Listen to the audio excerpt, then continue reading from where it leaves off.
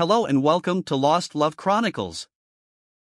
Dear listeners, before we get started, drop a quick hi in the comments and let us know where you're tuning in from. Also, if you have any suggestions for us to make the channel better, please let us know. Now let's start with the story. My wife always preached feminism while living off me, refused to fulfill my needs, so I cut her off. And what followed shattered her perfect image. My name is James. I met Megan, my wife, a 32-year-old brunette, during my third year of community college.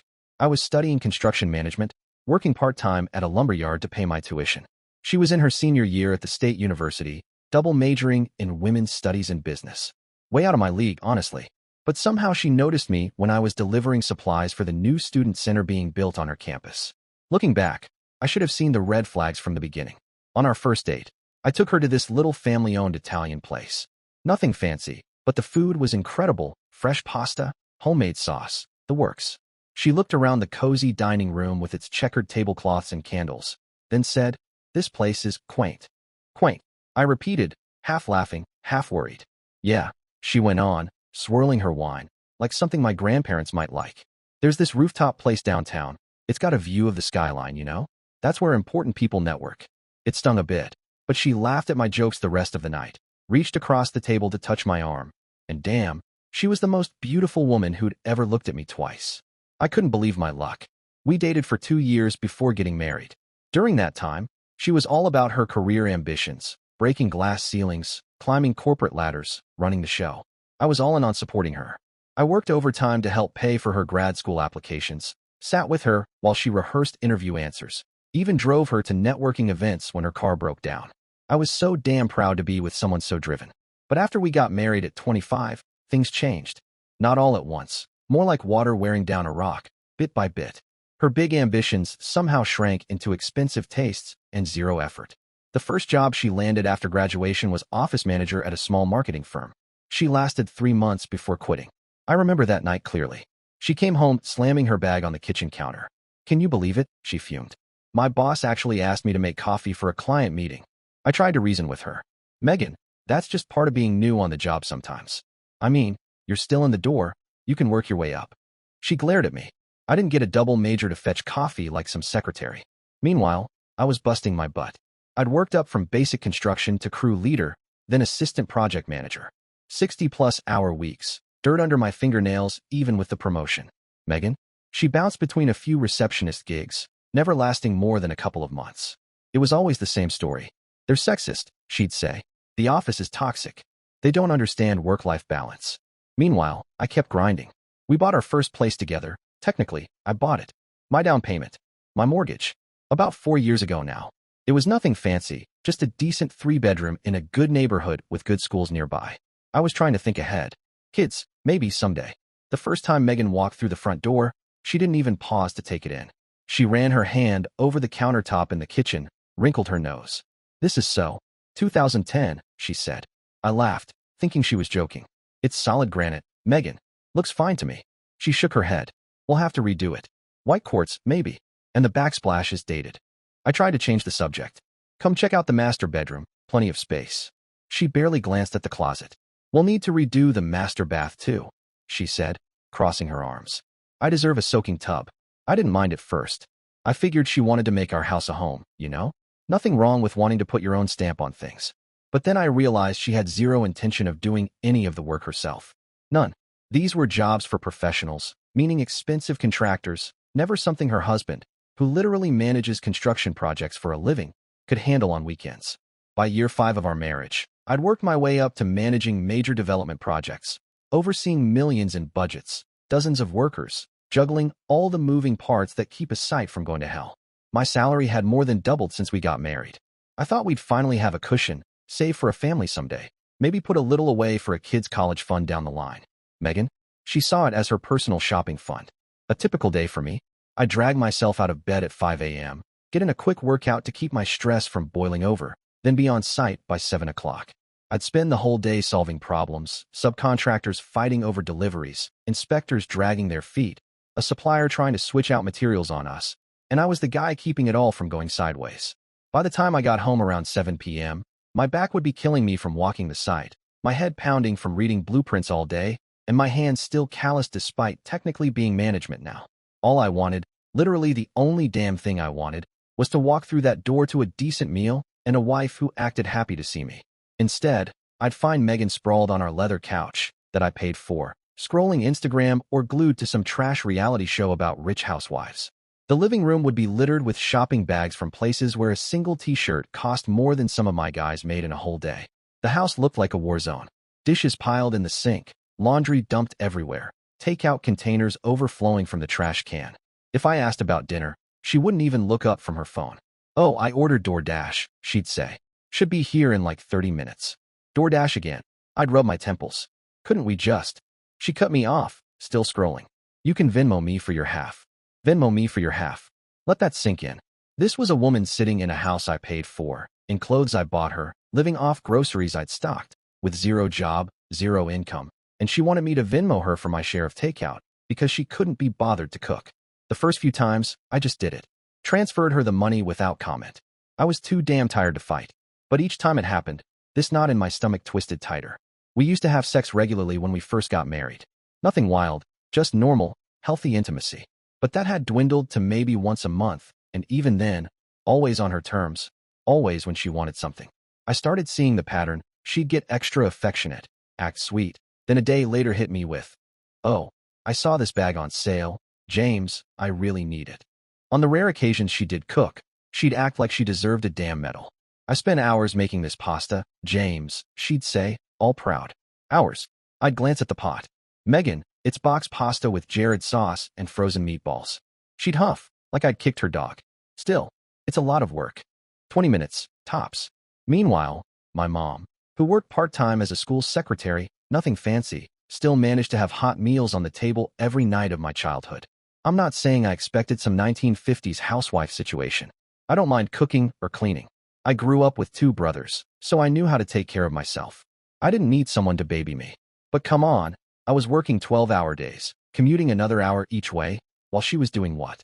Watching Netflix, shopping, having lunch with her friends, most of whom were either living off their husbands or pulling from trust funds. The breaking point was coming. I just didn't see it yet. It all came to a head one Friday in July. I had just closed a massive deal, a new mixed-use development downtown.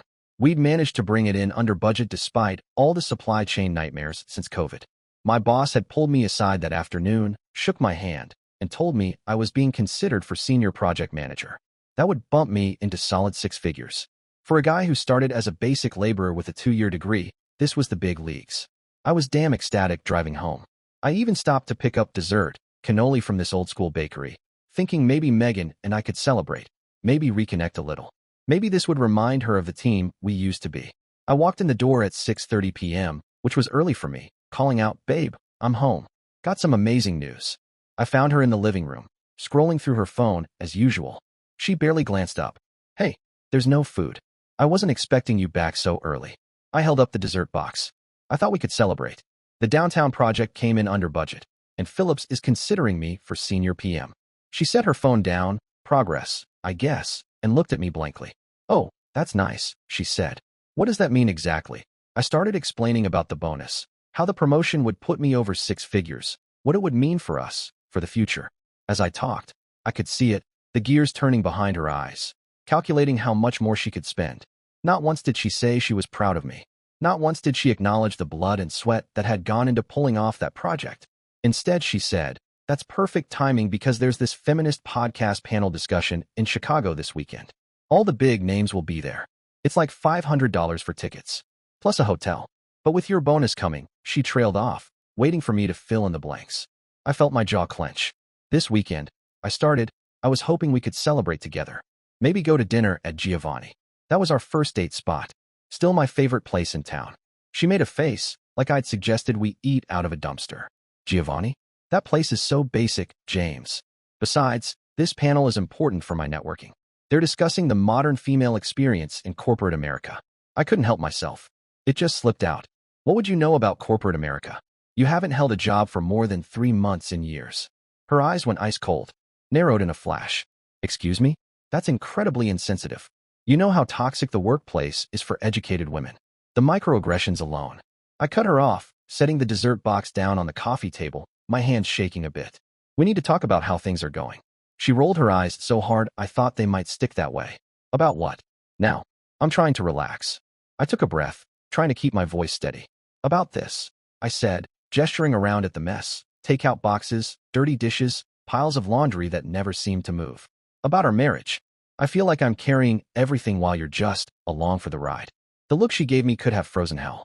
Excuse me? Are you seriously bringing up this patriarchal woman does housework crap? I didn't marry you to be your maid or your personal chef.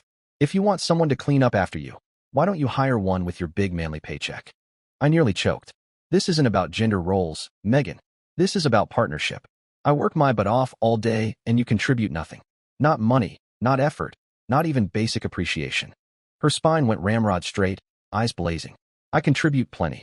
I manage our social life. I keep us connected to people that can boost your career. Do you have any idea how exhausting it is to be a woman in today's society? The emotional labor alone. Emotional labor. I cut her off, the words sharper than I intended.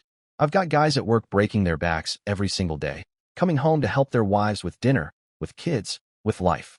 This isn't about your gender, Megan. This is about you being lazy and entitled.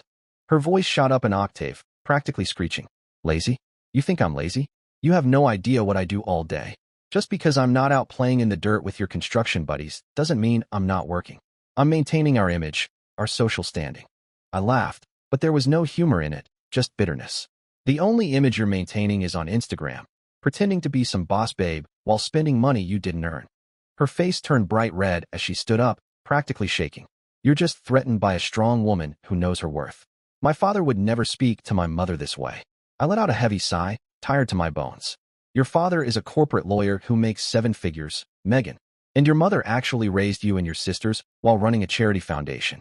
They're not exactly comparable to our situation. I knew it was a low blow the second it left my mouth. Her parents had never really approved of me, the blue-collar guy who was never quite good enough for their princess. Sure, they'd paid for our wedding, but the way they'd looked at me that day, like Megan was settling, had never fully left my mind. And sometimes, late at night, I wondered if Megan felt the same way. She glared at me like I'd kicked a puppy. I can't believe you're attacking me like this on a Friday night when all I wanted was to relax. This is borderline abusive. She grabbed her phone and stormed off, slamming the bedroom door so hard the frames on the wall rattled. I stood there in the messy living room, staring at the unopened dessert on the coffee table, mocking me. Finally, I grabbed a soda from the fridge and went to sit on the back deck, staring out at the yard I'd landscaped myself over weekends while Megan was off at self-care appointments. As I sat there in the growing darkness, something shifted deep inside me. This wasn't a rough patch. This wasn't just a bad day. This was my life. Working myself to exhaustion to fund a lifestyle for someone who didn't appreciate it, didn't contribute to it, and apparently resented me for even asking. That was the reality. For the first time, I really let myself think about whether I wanted to live like this for the next 40 years. The answer was so clear, it almost took my breath away. No damn way. That night, I slept on the couch. Didn't even bother trying to talk to her. In the morning, I woke up to find she'd already left, her passive-aggressive way of punishing me. My phone buzzed with a credit card notification. $600 at Nordstrom, 8:15 a.m. Message received loud and clear. Cross me, and I'll make you pay. Little did she know, I was done paying. The rest of the weekend, Megan gave me the silent treatment. Only broke it to toss out some passive-aggressive comment whenever she happened to be home. Most of Saturday she was out with her friends, then came back loaded with shopping bags, making damn sure I saw each designer logo as she carried them upstairs. She paused by the stairs, holding up a shoebox like a trophy. I guess since you think I'm so worthless, you won't mind me buying these shoes to make myself feel better, she snapped, then turned her phone screen toward me, showing another $400 charge she'd just rung up.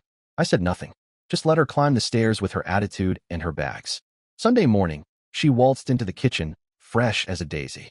I'm going to brunch with the girls, she announced, flipping her hair over her shoulder. Don't wait up, we might do a spa day after. I nodded, barely glancing up. Sure, because I already had a plan forming. The thing about managing construction projects is you learn to be methodical. You don't just swing a sledgehammer into a wall without knowing what's behind it. You assess, plan, execute, precisely. That was exactly how I was going to handle my marriage. While she was out spending more of my money with her so-called empowered friends, trust fund princesses, and other women living off their husbands while preaching independence, I sat down at my desk and really opened up our finances for the first time in months. What I found turned my stomach. We had less than $5,000 in savings. $5,000. Despite my good income, credit card debt totaled over $30,000 across 6 different cards. All of it from Megan's endless shopping and spa days. She'd even taken out a store card at Nordstrom I didn't even know about, maxed it out at $7,500, making minimum payments from our joint checking. I pulled bank statements for the past 6 months. On average, Megan was spending nearly $6,000 every month. On what?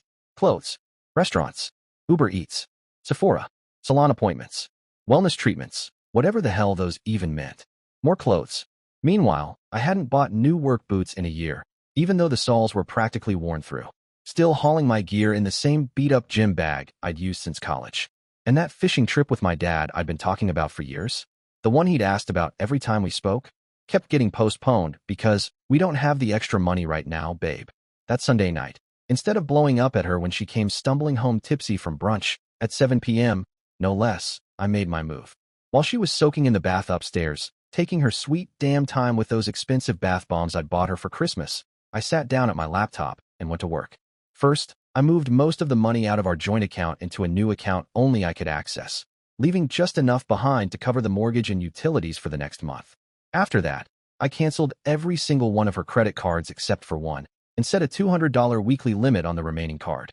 Then I set up purchase alerts for anything over $50. While I was at it, I checked our cell phone bill. There was a number I didn't recognize. She'd been texting it late at night, a lot. I didn't even open the messages. I couldn't handle knowing just yet, but I made a mental note of it. By the time she finished her hour-long soak and padded downstairs in a towel, her hair still dripping, she had her phone in her hand. "What the hell did you do?" she shrieked, holding up her screen so I could see a bunch of declined transaction notices. I didn't even stand up from the couch, where I was watching the baseball game. Just looked her dead in the eyes. "I adjusted your spending limits to match your contribution to this household." Her face cycled through shock, confusion, embarrassment, and finally settled on pure, blistering rage. "You can't do that," she shouted. "That's financial abuse. I'll call my sister's friend. She's a women's rights attorney." I kept my voice calm, steady, shocking even myself. "Go ahead," I said. "Explain to a judge how your husband paying every bill while you blow thousands on handbags is abuse. While you're at it, explain why you haven't held a job for more than 3 months in years." She sucked in a breath, her whole body shaking. "You're being a controlling scumsucker," she hissed. "A real man wouldn't treat his wife this way." I stood up, towering over her by nearly a foot, calm as I'd ever been in my life. "No," I said, "a real man wouldn't let his wife walk all over him anymore. You want to live like a princess? Start contributing like a partner." For the first time since I'd met her, Megan was speechless. Her mouth opened, then closed, then opened again, but no sound came out. Finally, she spun around and stormed back to the bathroom, slamming the door so hard a picture fell off the hallway wall. That night, she slept in the guest room. I slept better than I had in years. The next morning, before I headed out to work, I left a note on the kitchen counter. "I've set up a budget that actually reflects our income and expenses. Your card has a $200 weekly limit for personal spending. If you want more, get a job. If you decide to contribute to our household, either financially or by taking care of the home, we can discuss adjusting the budget. This isn't negotiable." When I got home that evening, the note was ripped to absolute shreds on the kitchen counter. Megan was nowhere to be found. She didn't come home until long after I'd gone to bed, and that was the start of the Cold War between us. The next few weeks were eye-opening, to put it mildly. Without unlimited access to my bank account, Megan's true colors showed in a way I'd never seen before. The same woman who preached female independence and empowerment on social media. I checked. She was still posting those cheesy inspirational quotes about knowing your worth and never settling. Was falling apart behind closed doors because she couldn't buy every shiny thing she laid eyes on. One morning, she actually spoke to me, her first real conversation in days. "My friends invited me to brunch at Westfield's," she complained. "Westfield's, the place downtown where they charge $30 for avocado toast. What am I supposed to tell them? That my husband is too cheap to let me go?" I didn't even pause packing my lunch, something I'd started doing to save every penny I could. "Tell them whatever you want," I said. "Or you could get a job and pay for your own brunch." "A job?" she repeated, like I'd just suggested she try eating gravel. "You know how I feel about the exploitative nature of capitalism." I nearly laughed. This, from a woman who had 13 designer handbags crammed into our closet. "Seems like you're fine with exploitation when it buys you nice things," I shot back, "just not when you actually have to work for them." She tried everything those next few weeks. Crying, screaming, guilt-tripping. She even tried to seduce me one night after weeks of no physical contact, the pattern I'd seen before, where affection was currency for her. When that didn't work, She switched tactics, started telling anyone who'd listen that I was abusive for putting her on a budget. That's when the phone call started. Her so-called feminist friends lighting me up, leaving voicemail after voicemail, lecturing me about toxic masculinity, about how restricting Megan financially was controlling behavior. One even said I was intimidated by a strong woman. I nearly laughed out loud at that one. There was nothing strong about throwing a tantrum because your husband expected you to behave like an adult. Then came the night I walked in to find Megan and 3 of her friends, the inner circle, perched in my living room like a jury waiting for me. Alice was there, twice divorced, constantly posting that men were trash. Rosie, who lived off her parents while pretending to run a wellness coaching business that barely covered a cell phone bill. And Kendra, actually a successful real estate agent. But Megan had told me after one too many wines that she'd been cheating on her husband for years. Sworn me to secrecy about that, of course. Alice wasted no time the second I stepped through the doorway. James, she started, crossing her arms with that holier-than-thou look. We're concerned about Megan. She's told us how you've been financially controlling her. I set my lunchbox down on the counter, didn't even bother taking off my work boots. That's an interesting perspective. Rosie jumped in right on cue. She has a right to financial independence, James. What you're doing is a classic abuse tactic. I looked at each of them, then settled my gaze on Megan, who was sitting there with a smug little smile, like she thought she'd checkmated me. You know what?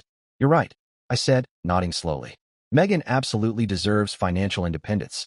In fact, I encourage it. She should get a job, earn her own money, and spend it however the hell she wants. That's what independence means.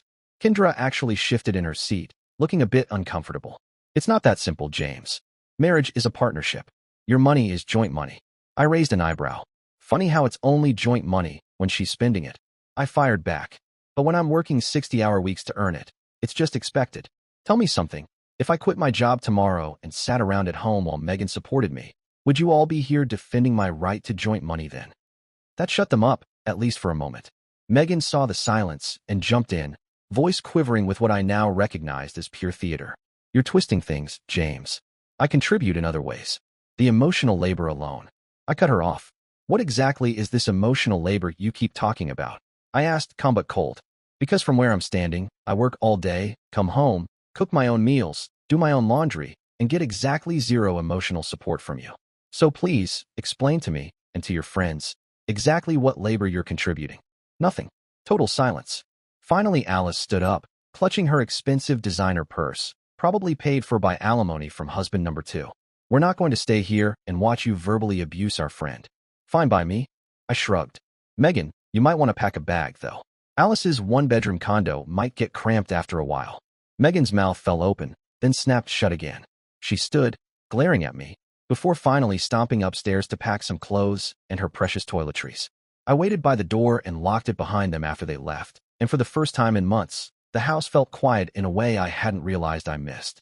The real wake-up call, though, came about a month into this new arrangement. I'd gotten home early one day, concrete delivery got canceled last minute, supplier issues, and the second I stepped through the door, I knew something was off. I headed upstairs to find Megan in our bedroom, digging through my side of the closet. She practically jumped 3 feet when she saw me. In her hand was my grandfather's watch, the vintage Omega he'd given me before he passed. It wasn't worth a fortune, maybe a couple $1,000, but it was the only thing I had left of him. What are you doing with that? I asked, my voice low and dangerous. She straightened up quickly, the guilt on her face shifting to pure defiance in a heartbeat. I was just looking at it. I stepped closer, crossing my arms. You were trying to take it. She rolled her eyes, but her face turned bright red. Fine. I was going to sell it on eBay. I needed money for my hair appointment, she snapped, chin high like I was the one being unreasonable. You're being impossible with this budget. I have standards to maintain. I just stared at her. Honest to God, I could not believe what I was hearing. This woman, who I'd loved, supported, carried through every high and low, was ready to pawn my grandfather's watch for hair highlights. Give me the watch, I said, holding out my hand, my voice so calm it scared even me. She hesitated, hugging it close for a second, then finally shoved it at me with a dramatic huff. You're being ridiculous. It's just a watch. I gripped it tight, my jaw clenched. And you're being a thief. It's not just a watch, Megan. It's the only thing I have from my grandfather. But you don't care about that, do you? You only care about yourself. Oh, please, she scoffed, rolling her eyes. Don't be so dramatic. That night, I didn't take any chances. I drove straight to the bank and put my grandfather's watch and a few other things I cared about into a safe deposit box. Lying in the guest room, my permanent spot by then, I stared at the ceiling, listening to the quiet. It hit me hard. This marriage was done. There was no rescuing it. Either the woman I'd married had never actually existed, or she'd been swallowed up by this entitled, selfish stranger. But one thing was certain. I was not going to just walk away after years of being used. If this was ending, it would be on my terms. About 6 weeks into the new financial arrangement, I started to see the cracks in Megan's carefully curated boss babe persona. Her roots were growing out without her salon visits. Her nails chipped. Her designer wardrobe had started to cycle through more and more obviously because she couldn't buy new outfits to impress her brunch crowd. She tried living at Alice's for about a week, but apparently that had gone south. When she came back home, she barely muttered a word about it, just that she and Alice needed space. My best guess. Alice's hospitality only went as far as Megan could help foot the bill for dinners out and wine nights. One night, I was lying in the guest room, again, and heard Megan on the phone. She must have thought the shower running would drown her out, but the bathroom vent carried every word straight into my room. "It's so humiliating," she was whispering. "He's acting like I'm some gold digger after everything I've sacrificed for this marriage." I actually had to bite down on my fist to keep from laughing. Sacrificed? What exactly? Her illustrious career as a professional shopper? She sighed into the phone. "No, I've tried talking to him. He just doesn't get it. Being a wife is a full-time job. The emotional labor alone should be worth a salary." There it was again. That phrase, emotional labor. I'd Googled it after she'd first weaponized it against me, trying to see if maybe I was missing something. It meant remembering birthdays, keeping track of social events, running a household. Sure, valid enough. But Megan didn't do any of that. Hell, I was the one who remembered her mom's birthday every year, who called to get the furnace serviced, who made sure we didn't run out of toilet paper. Her voice dropped lower then, almost a defeated whine. "Well, I can't exactly just leave. My name's not on the house, and I've got nowhere to go. My parents already said they won't bail me out again after that whole credit card fiasco last year." I froze. Credit card fiasco? That was news to me. But it explained a lot, like why her parents had been so icy with her at Christmas, going on and on about responsibility, while she sulked. She kept talking, oblivious. I know, she sighed into the phone. "I'm working on him. He'll cave eventually. Men like him always do. They feel guilty. I just need to play nice for a bit. Make him think I'm trying." Something in me snapped hearing that, like a final nail being driven in. Right then and there, I decided to document everything. Every day before leaving for work, I started taking photos of the house, the dishes piled in the sink, the laundry baskets overflowing, the layer of dust on the furniture, and then again when I got home, showing nothing had changed. I kept every receipt for groceries, bills, utilities, anything I paid for, which was everything. I even started recording our conversations, especially the ones where she'd launch into another tirade demanding more money while refusing to lift a finger or get a job. Was it petty? Maybe. But my gut told me I'd need evidence when this whole charade finally blew up. The real turning point came when I got a fraud alert from our joint credit card company. Apparently, Megan had tried to open a new card in my name. Straight up identity theft.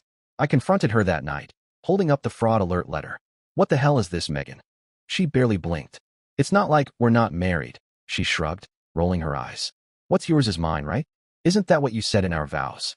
I let out a bitter laugh. "Yeah, I also vowed to love and cherish you. Funny how you only remember the parts that benefit you." That night, I called a lawyer. The next morning, I went to a different bank, opened a brand new checking account, and rerouted my direct deposit there. I left just enough money in our joint account to cover the bills, not a cent more. I also went to the electronics store and bought a small camera, setting it up right on the bookshelf in the living room, plain as day next to our wedding photo, which felt like a cosmic joke at that point. When Megan came home and saw the blinking light, her face went red. "What the hell is that supposed to be?" "Security," I told her flatly. "I want to make sure nothing else goes missing from this house." She went ballistic. "That's a violation of my privacy. You're spying on me." I just looked her dead in the eye. "You tried to steal my identity to get a credit card. Trust is earned." That shut her up for a second. Around the same time, I finally got curious about that number she'd been texting so often. I checked the phone records. It was her ex-boyfriend from college, the trust fund golden boy her parents had always preferred, the one who dumped her senior year. The messages were pages long, whining about how miserable she was, how I didn't understand her, how maybe she'd made a mistake. I didn't confront her about it, just added those screenshots to my growing file. What Megan didn't know was that I'd already sat down with a divorce attorney, a total bulldog, the kind who'd seen every dirty trick in the book and specialized in protecting men in high-conflict divorces. She'd explained exactly what to expect, how to safeguard myself, and laid it out as clear as could be. The biggest mistake men make, she told me, leaning forward with this no-nonsense look, is leaving the house before legal proceedings begin. Stay put, my lawyer had said. Keep records. Do not leave the house, or she can claim abandonment. So that's what I did. I stayed, watched, documented, waited. It didn't take long for Megan to show her true colors again. 3 months into this new budget reality, she seemed to finally understand that her usual arsenal, the tears, the guilt trips, the manipulation, wasn't working anymore. So she shifted tactics. Suddenly, she was trying to cook, though everything was either raw in the middle or burned to a crisp. Trying to do chores, but half, like running a wet mop over sticky floors without actually moving any of the furniture. She even tried to initiate sex one night, slinking up to me in lingerie she'd no doubt bought with my money months before the credit freeze. I told her no, calmly, and watched the flicker of rage cross her face before she quickly covered it up with a wounded look. Honestly, the thought of touching her at that point made my stomach turn. How could I be intimate with someone who'd proven over and over how little she respected me? One evening, she was wiping down the counters with a flourish, trying to look domestic. I checked the fridge and pointed out a container of moldy leftovers stinking up the place. At least I damn tried, she snapped, throwing the rag down on the counter. God, nothing is ever good enough for you. That was the real Megan peeking through. Meanwhile, I was getting my life together. Up at 5 every morning to hit the gym, shedding 15 pounds of stress weight. Feeling like a man again. I'd started reconnecting with the guys she'd systematically pushed out of my life. My old construction buddies she'd once sneered at, my high school friend who was now a cop, even my cousin who lived in a trailer but was one of the most genuine people I'd ever known. And I kept meeting with my lawyer. She had everything ready. Screenshots of Megan's spending sprees, photos showing the dirty house day after day, the identity theft attempt, the text with her ex. She told me that although, in our state, assets are usually split 50-50, there was a good argument for an unequal split because of Megan's conduct. The house was only in my name. I'd bought it before we married, and Megan had never put a single cent toward the mortgage. My retirement was protected the same way. The debt was going to be harder, but my lawyer had a plan. Then, one night, what turned out to be our final week together, Megan came to me in the living room. Her eyes were red, tears clinging to her lashes, voice cracking. James, she said, sounding so small, so defeated. I know I've been terrible. You were right about everything. I was selfish, entitled. I took advantage of your hard work. Please, can we try again? I miss us. I'll get a job. I'll be better. For a split second, something in me wavered. The tremor in her voice, the way her shoulders shook, it almost looked real. Then her phone, left face up on the coffee table, lit up with a notification. Right there, plain as day, a preview from a dating app. She'd already been looking for her next meal ticket. That dating app notification told me everything I needed to know. I almost laughed in her face, but I held it together. I miss us, too. I told her, deciding to play along. I'd learned by now that sometimes you had to let them think they were winning. Maybe we can work this out. The relief on her face was almost enough to make me pity her. Almost. Really? She breathed out, her shoulders sagging with fake gratitude. Oh, James, I'm so glad. I promise things will be different. She leaned in to hug me, and I let her, returning it only halfway. We should talk about how we move forward, I said carefully, stepping back. Maybe make some concrete plans. She nodded eagerly, eyes shining with manufactured sincerity. Absolutely. Whatever you want. For starters, I continued, I think you should look for a job. Something stable with benefits, if you can. Nothing's beneath you at this point. Even retail or food service could be a start. I watched her face closely, and there it was, the flash of disgust, so quick most people would have missed it, before she forced a smile. Of course, she said, voice sweet as syrup. I've actually been looking at some administrative positions. My business degree should help with that. Great, I said. And we should probably come up with a chore chart for the house. Split responsibilities fairly. Another flicker of irritation crossed her features, gone in a blink. That makes sense, she said. Though, you know, I'm not great at cleaning. I just never really learned properly. I can teach you. I replied, giving her my blandest smile. It's not that complicated. She let out a weak laugh, but her eyes were dead flat. We kept going like that for a while, me laying out reasonable partnership terms, her nodding along, agreeing, clearly hating every second of it. Finally, I told her I was tired and headed to the guest room. You could sleep in our room tonight, she offered, trying out a look that used to work on me. I think we should take things slow, I said, keeping my voice even. Rebuild trust before jumping back into anything physical. She tried to hide her disappointment. Of course, whatever you need. As I closed the guest room door, I allowed myself a small smile. She really thought she was winning. She had no idea.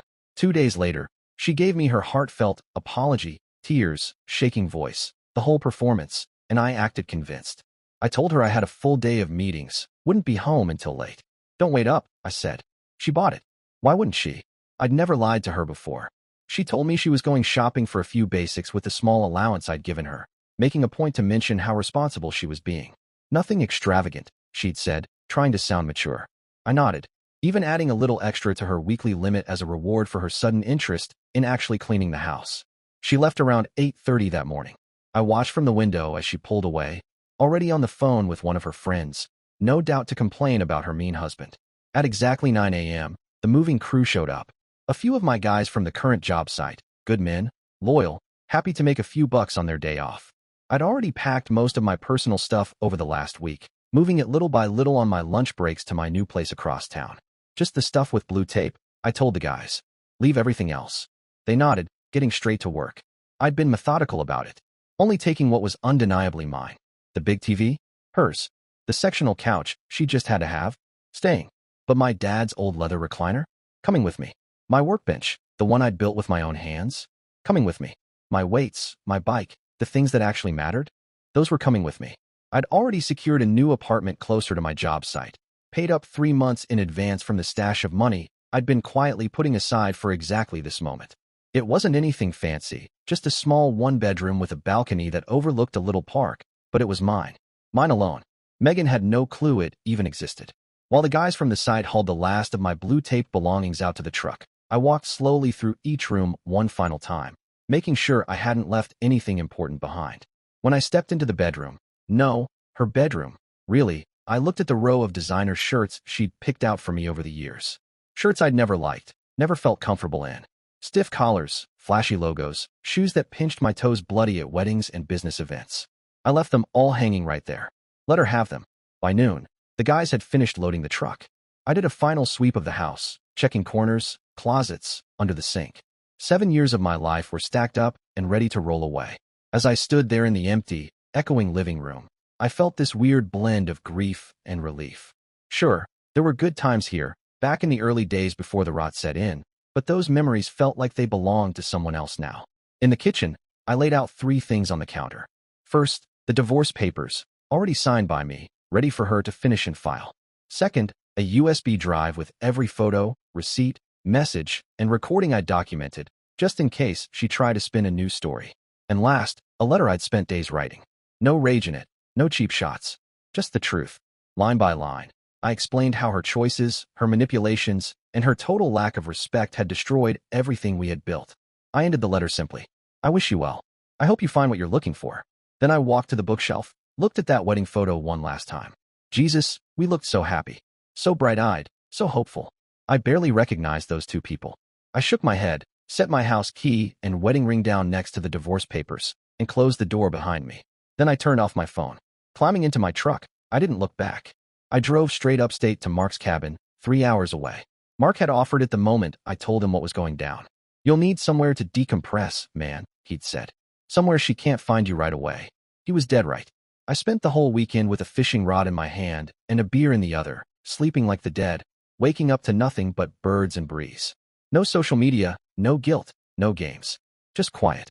When Sunday night rolled around, I finally switched my phone back on. 87 missed calls, 134 texts, 23 voicemails. Every single one of them from Megan or her circle of enablers. I listened to exactly one voicemail. Her voice was cracked with panic, sobbing so hard she could barely speak. James, please, you can't do this to me. I have nothing. The landlord says I have 30 days to move out because your name is on the lease and you've terminated it. I can't afford this place. Please call me back. See, what Megan never realized, because she'd never bothered to ask, never listened, was that I hadn't bought the house like she bragged to her friends. It was a rental. I'd been quietly saving for a down payment on an actual house. A home I dreamed of sharing with a partner who'd stand beside me, not on my back. The owner was a chill older guy. When I explained everything, he'd agreed to let me out of the lease early but give Megan 30 days to find a new place. I scrolled through some of the texts, each one more frantic than the last. James, please answer me. Where are you? You can't just abandon me like this. At least tell me where my things are. Did you really think I was texting with Bryce? It wasn't what it looked like. I'm calling the police if you don't respond. The landlord came by and said we're being evicted. What did you do? My attorney says what you did is illegal. Please, James, I have nowhere to go. I let the messages stack up while I sat at Mark's cabin, watching the sun set over the lake with a cold beer in hand. It felt almost surreal, like watching someone else's disaster unfold. Then came her friends, every bit as vicious as I expected. You pathetic excuse for a man. We're reporting you for domestic abuse. You'll regret this when we're done with you. Real men don't abandon their wives. We always knew you weren't good enough for her. I sighed and blocked them one by one. Then I opened up a fresh message to my lawyer. It's done. She's found the papers. Expect her to contact you tomorrow. Over the next week, Megan tried every angle. When I blocked her number, she started using her friends' phones. Unknown numbers lit up my phone day and night, the messages swinging wildly from threats to pity plays. Her feminist friend, who'd called me controlling, she stopped contacting me right after my lawyer sent her a cease and desist letter. Funny how quick the tough talk dried up once they faced actual legal consequences. Then, 2 weeks after I'd moved out, I got one final text. James, I get it now. I really messed up. You were right about everything. I've applied for 3 jobs this week.